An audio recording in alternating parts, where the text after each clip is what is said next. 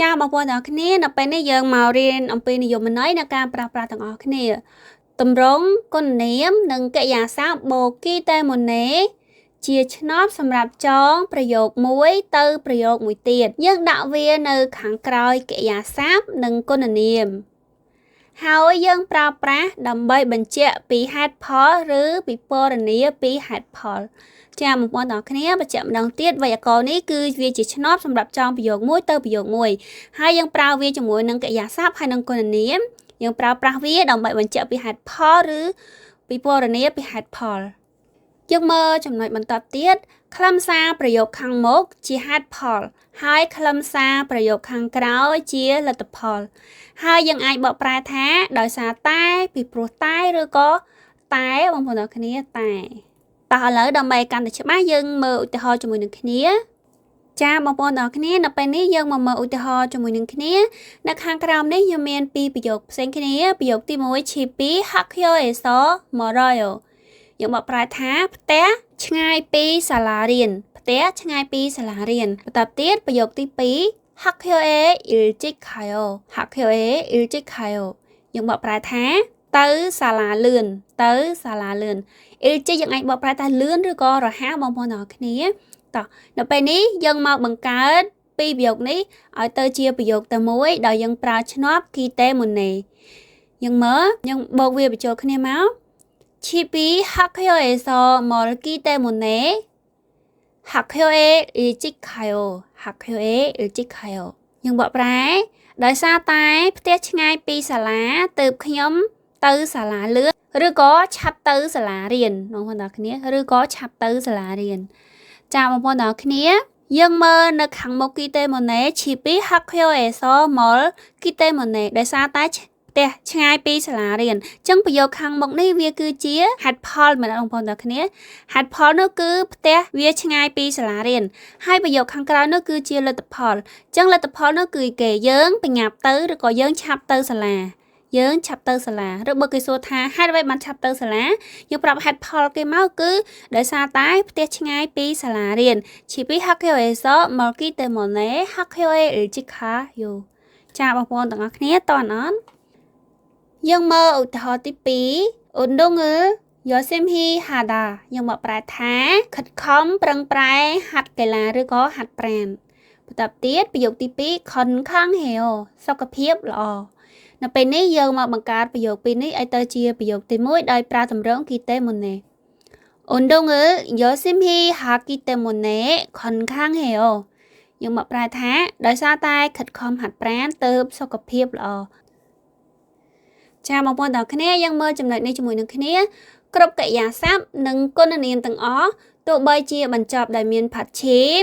ឬក៏អត់ផាត់ឈីមមានជើងឬក៏អត់ជើងយើងប្រើវាជាមួយនឹង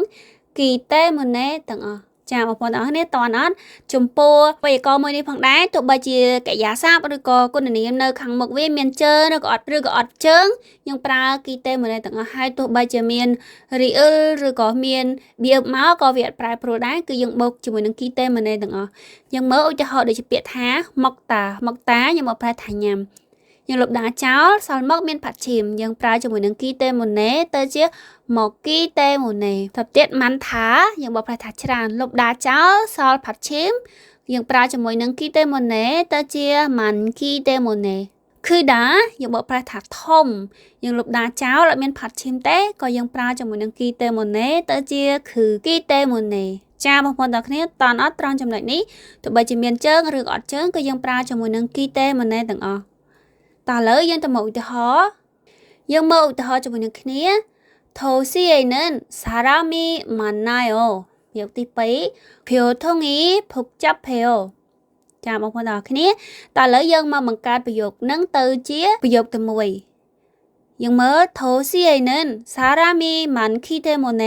교통이 복잡해요. យើងបកប្រែដោយសារតែនៅទីក្រុងមានមនុស្សច្រើនដូច្នេះហើយចរាចរណ៍វាក៏ស្ទះចាបងប្អូនទាំងគ្នាមិញយើងបាននិយាយហើយថានៅខាងមុខគីតេម៉ូណេនេះវាគឺជាហេតុផលចំណែកប្រយោគខាងក្រោយវាគឺជាលទ្ធផលអញ្ចឹងហេតុផលនៅក្នុងនេះគឺដោយសារតែនៅទីក្រុងនឹងមានមនុស្សច្រើនអញ្ចឹងបើសិនជាមានមនុស្សច្រើនលទ្ធផលនោះគឺ វាមកតែកកស្ទះតាក់ទងទៅនឹងចរាចរណ៍បងប្អូនត្រូវអត់ចាសង្ឃឹមថាបងប្អូនតន់តោះឥឡូវយើងមើលចំណុចបន្តជាមួយនឹងគ្នាយើងមើលជាមួយនឹងគ្នាប្រយោគទី1 바지는 사이즈가 너무 커요. ទី2 바꾸고 싶어요.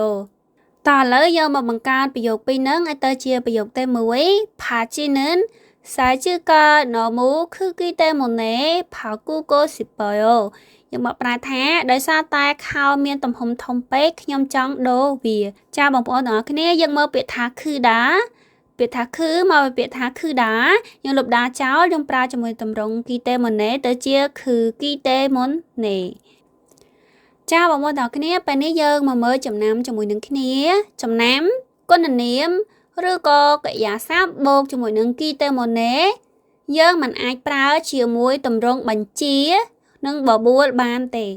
មានន័យថានៅពេលដែលយើងស្នើសុំបញ្ជានិងស្នើសុំជាមួយគ្នាបងប្អូនទាំងគ្នាបញ្ជាឲ្យអ្នកណាគេធ្វើម្នាក់ឬក៏ស្នើសុំឲ្យអ្នកណាគេធ្វើអីមួយអញ្ចឹងណាអញ្ចឹងការស្នើសុំឬក៏បញ្ជាឬក៏បបួលយើងមិនអាចប្រើជាមួយនឹងតម្រងគីតេម៉ូណេបានទេយើងមកឧទាហរណ៍ជាមួយនឹងគ្នា